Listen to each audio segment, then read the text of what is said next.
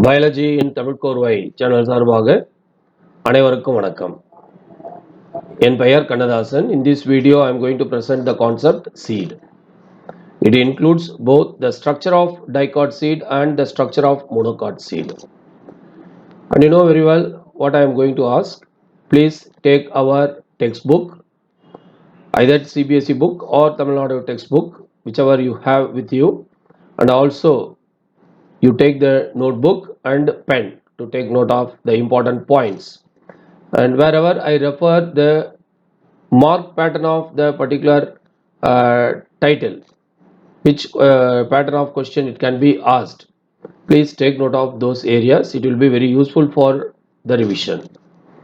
This video also going to be accompanied by one Google Doc form question paper, which consists of about 20 multiple choice questions, which is useful for both NEET student and board student. Once you press the submit button, immediately you will get the result. And for exclusively board student, I gave the that is a 2 mark, 3 mark and 5 mark descriptive type question, for which you can maintain a separate notebook and do the self correction. I wish all the students to get full mark. That is my ambition. In order to get full mark, I request all the students to stay with the video till the end to grasp all the concepts.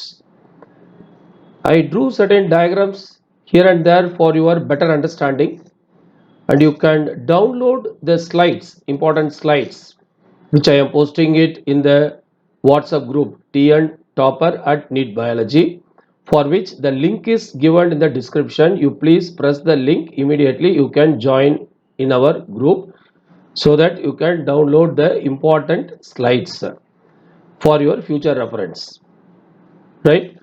And I hope this video will be very useful to you. If you like this video, please press the like button, share it to your friends and comment on it. Subscribe our Biology in Tamil Korvai channel. Press the bell icon to receive the notification. Now let us enter into the video. Part of the seed. It can be asked in 2 mark question. This is the first sentence in the state board book. The fertilized ovule, naturally it is going to develop as seed. So the seed consists of outer protective coat, endosperm as a reserve food material, and embryo. It is going to produce a new plant. So these are the 3 parts. It can be asked in the 2 mark question. Example for endospermous and non-endospermous seeds. The examples are given, so it can be asked, each category can be asked in 3 mark question or 2 mark question. You see the endospermous seeds, it means, see actually where the reserve food material is present, that is the concept, student. Here whether it is present in the cotyledon, it is part of the embryo, or it is present in the endosperm. If it is present in the endosperm is enlarged, then cotyledon become very thin. This concept you please basically understand, then only you are able to understand, that is answer the question like endospermous, non-endospermous, related to this albuminous and ex-albuminous seeds. Likewise the questions can be asked. So to answer this is the basic concept that you have to understand. Without this, it is you will become very shaky. You may be confused in the examination hall. So naturally, if the cotyledon is having all the reserve food material, then endosperm become very thin. So this is either or. If one is present, other one is thin, and if the first one is thin, the other one is bulky. It means large. So in seeds may be endospermous. 3 mark question. Okay, examples, right? Endospermous means endosperm carries the reserve food material.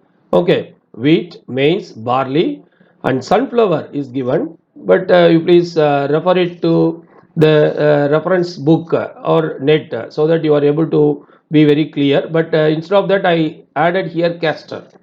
Castor is an endospermous. So what I that is create one concept here is all dicots are not endospermous or non-endospermous. You cannot create a concept like this. Okay, castor is a dicot, but still it is endospermous. So you cannot say all monocots are endospermous. Okay, so here non-endospermous, bean, mango, orchids and cucurbits. These are all coming under non-endospermous. It means the cotyledon is well developed, endosperm is poorly developed. That is the meaning. Okay, this is the due no box. Okay, fresh weight of an orchid seed may be 20.33 microgram. 20.33 microgram, and that of double coconut Lodoicea maldivica is about 6 kilograms. So they are comparing this very minimum weight and maximum weight. So in between there are variety of variation will be there with respect to the seed weight. That is the reason why they are bringing it here. Structure of scissor seed as an example for dicot seed. So this is one of the 5 mark question, and one more 5 mark question, monocot seed. So rest of the video we are going to discuss about the structure of dicot seed and structure of the monocot seed. So this is one 5 mark question, that is one 5 mark question, and you know very well within 5 mark question many 1 mark, 2 mark and 3 mark can be asked. In biology every line 1 mark can be asked. So you must be very careful, students. Now funiculus. So the same what we have discussed in the ovule, the same structure, the same name. Okay, this is the stalk. There it is the stalk of the ovule. We learnt this is the stalk of the seed. Okay, it is attaching the seed with the fruit wall. You see, attached to the fruit wall by a stalk called as funiculus. The funiculus disappears, leaving a scar called as hilum. The scar is called as hilum. Okay, there we learnt the point of attachment of the funicle with the ovule is called as hilum. Okay, here we learnt it as a scar. Okay, next micropyle. In ovule also we learnt micropyle, that is the opening, a small opening where the integument is incomplete. The integument is incomplete. The micropyle is present through which the pollen tube enters. The same micropyle also present here. The small opening present below the hilum is called as micropyle, the opening. What is the purpose of opening? So the micropyle can be asked in 2 mark question. Here they are giving the function of the micropyle. So you have to register it as function of the micropyle. Okay, so it facilitates the entry of 1 oxygen and 2 water when the seed is undergoing the germination process. Okay, at that time it transfer or through which the oxygen and water enter into the seed. Seed coat, Testa and Tegmen. 3 mark question. The outer seed coat is called as Testa and inner seed coat is called as Tegmen. What we learnt in ovule, outer integument, inner integument. The same is here converted into outer hard Testa and inner membranous Tegmen. So that is what given here. You see, each seed has a thick outer covering called a seed coat. The seed coat is well developed from integuments of the ovule. Integuments. So based on this the question can be asked, what is there in the ovule is converted here as seed coat. The question can be asked in 1 mark MCQ in competitive exams. The outer coat is called as testa and is hard because it is protective in function, whereas the inner coat is thin, membranous and is called as tegmen. Here you have to connect one concept with zoology also, so that you are very efficient in your that is knowledge. Okay, whatever the twisted question asks, you are able to easily answer. You see, the tegmen in zoology, it is referred as the forewing in some insects like cockroach and grasshoppers. In cockroach and grasshopper, the forewing is called as tegmen. So if the tegmen is asked generally and they are asking to for you to under that is answer from ovule, then you should not be confused with the zoology tegmen. Are you clear? So that is also true. Okay, or choose the point. Choose the statement which is correct about the tegmen. So tegmen is the outer, that is the inner seed coat. Tegmen is the forewing in cockroach. Both are correct. Both are correct. So you cannot stay with the that is think tegmen is applicable only to the seed coat. Okay, it is also applicable here. It is inner seed coat. There it is forewing, not hindwing. Okay, so please be very careful in these areas. Now tegmen and testa are fused where? In pea plant. One more question. So you cannot distinguish the outer testa and inner tegmen. Cotyledon and endosperm. 3 more question. I already told you the that is when the endosperm is larger in size. Cotyledon is smaller or very thin. When the endosperm is smaller, it means cotyledon is larger, endosperm is smaller, may be absent also. Very clear. So it is applicable, this concept is applicable to majority of the angiosperm seeds. If one is well developed, another one is poorly developed. Two cotyledons laterally attach. So you see the embryonal axis. So embryonal axis laterally attached to the embryonal axis. What attached? Cotyledon is attached. It stores cotyledon store food materials in P, whereas in other seeds like castor, that's what I told you at the beginning itself, castor, the endosperm contain reserve food material, though it is dicot, it is the endospermous seed. That is the point to be noted here, and the cotyledon are very thin. So endosperm is very large, so cotyledon is very thin, right? Radicle and plumule, 2 mark question. So the portion of embryonal axis projecting beyond the cotyledon, the portion of the embryonal axis projecting beyond the cotyledon. You see, this is the cotyledon, cotyledonary leaf also we can say. So naturally this is the cotyledonary node, okay, below which the radicle is present, that is the embryonic root, above which plumule is present, that is the embryonic shoot. Okay, so the same is given here. You see, this is the embryonal axis, right? This is the cotyledonary node, okay, the point of attachment of cotyledonary leaf. So below which it is the that is root system part, above which it is the shoot system part. And this is the overall diagram given, students.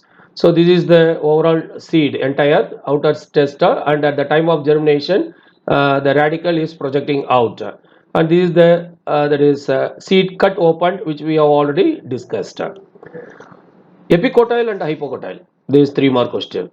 So this is one more point to be added, okay, with the plumule and radicle. The embryonal axis above the level of cotyledon is called as epicotyl. So epicotyl, in usually biology, most of the terms, if you separate it, you are able to understand very clearly. Cotyl means cotyledon, epi means above, above the cotyledon, that is the meaning, that's all, above the cotyledon. So this is the cotyledonary node above the cotyledon is called as epicotyl, right? So whereas the cylindrical region below the level of cotyledon is called as hypocotyl. Hypo means below, cotyl means cotyledon. So below the cotyledonary node is called as hypocotyl. One more point they are telling here, point to be noted, the epicotyl terminates with plumule, whereas the hypocotyl terminates with radicle. Okay, structure of, so far we discussed about the dicot seed. Now we are going to discuss about the monocot seed with the example of oryza seed, paddy seed. Okay, monocot seed. The seed of paddy is one seeded and is called as Caryopsis, but actually in our 11th standard book it is Caryopsis is a type of fruit. Make it very clear, it is a type of fruit. Don't think the seed of paddy otherwise called as Caryopsis. Likewise, the statement can be created for you to choose the correct statement. Very clear. So here Caryopsis is a type of dry indigent fruit. In 11th standard it is given. So this is the diagram given in +2, and this is the diagram given, the paddy grain, actual paddy grain photograph this is. Okay, Caryopsis oryza. So what is it? It is one seeded fruit, student. It is one seeded fruit which develop from monocarpellary superior ovary. So what is true about Caryopsis? They can ask. Pericarp is inseparably fused with the seed. The pericarp is inseparably fused with the seed. It means there is no seed coat. You can separately see. It is attached to the seed. That is the meaning. Example, oryza and triticum. Now, oryza seed. Each seed remains enclosed by a brownish husk. Brownish husk. You know very well, brownish husk, which consists of glumes arranged in 2 rows. So what are glumes? If you go to our 11th standard book, you can see this is the glume. This is the glume. You see, what is glume? A pair of inflorescence bracts, students. A pair of inflorescence bract called as glume is present at the base. Okay. Each sessile flower has a lemma bract. So lemma, you see here lemma. The lemma is the bract of the individual sessile flower. Are you clear? Whereas inflorescence bract is the glume. That is what here it is given. Okay, and palea bracteole. You see the palea given here. Palea is a bracteole. Okay, so lemma is the bract of the flower. Palea is the bracteole. Tepal reduced to colorless. That is what given here. Make it very clear. Okay, in the from the diagram also we are able to understand it. Okay, next. Tepals reduced to colorless scaly leaves. Tepals reduced to colorless scaly leaves. That is called as lodicules. You see the lodicules, colorless scaly leaves, lodicules. When we are saying it as a tepal, when we are not able to distinguish petal and sepal, we use the term called as tepal. So tepal is a member of perianth. That is what you have to understand here. Each flower has stamen and pistil only. That is out of our focus for the main discussion of this topic seed. Paddy, wheat, barley, sorghum are the example for this. That is this arrangement of glumes, lemma and palea. And here it is given very clearly glumes followed by lemma and followed by palea and lodicules. And this is the spikelet type of inflorescence. This is the diagram which I drew for you. This is the glume exactly. Okay, the larger one is called as lemma here, and the smaller one, that is the husk portion, is called as palea, and here you see the white color portion on both sides is called as glumes. Okay, so seed coat, endosperm and epithelium. It can be asked in 3 mark question. The seed coat we already discussed to some extent, is a brownish membranous layer. It is a brownish membranous layer. So what we are seeing outside is a husk. So within which you can see a brownish layer. Actually in the rice, the polished rice, okay, we are removing that brownish layer, you know. Okay, so that carries some important vitamin to our body, vitamin B. Okay, so that is removed in the polished rice because we don't like brownish color rice. Okay, so that membranous layer closely adhered to the grain, which you cannot separate. That is what given here. You see, is the seed coat, brownish layer adhered to the seed. Actually, okay, what is endosperm? It is a bulk of the grain. You see, 2/3 of the grain is occupied by the endosperm itself, and 1/3 only occupied by the embryo. Bulk of the grain and its storage tissue, it is separated from the embryo. It is separated from the embryo. What is separated? Endosperm is separated from the embryo by the epithelial layer. By the epithelial layer. Okay, and also alderone layer is there. It is a very important layer, student, because it carries certain enzymes which digest the food present in the endosperm, which digests the food present in the endosperm. Are you clear? So it produce the enzymes. Okay, then only the embryo can utilize it. Otherwise, it cannot utilize. Okay, so alderone layer also you please remember. Scutellum, scutellum 3 mark question. Write note on scutellum. The embryo is small and consists of one shield shaped. This is the shield shaped cotyledon. So when the endosperm is well developed, I told you cotyledon is thin, shield-shaped cotyledon known as scutellum, right? Present towards the lateral side of the embryonal axis. So you always remember this is the embryonal axis, the blue color line. So on its lateral side only the scutellum is present. Okay. Now the scutellum supplies, what is its function? Can be asked. The scutellum supplies growing embryo with the food material. Growing embryo with the food material. So from the endosperm, alderone layer digestion, that is that digests the food material, and simplified nutrients are passed on to the embryo, that is embryo, through the scutellum. Okay, here one more structure, epithelium is given. Okay, epithelium and scutellum. A short axis with plumule. A short axis. Now we are going to discuss about root cap coleoptile 3 mark question. Okay, a short axis with the plumule and radicle. You see, this is the embryonal axis. Here the embryo is present, and this is the shoot apex plumule. Okay, plumule is surrounded by, you see, protective sheath called as coleoptile.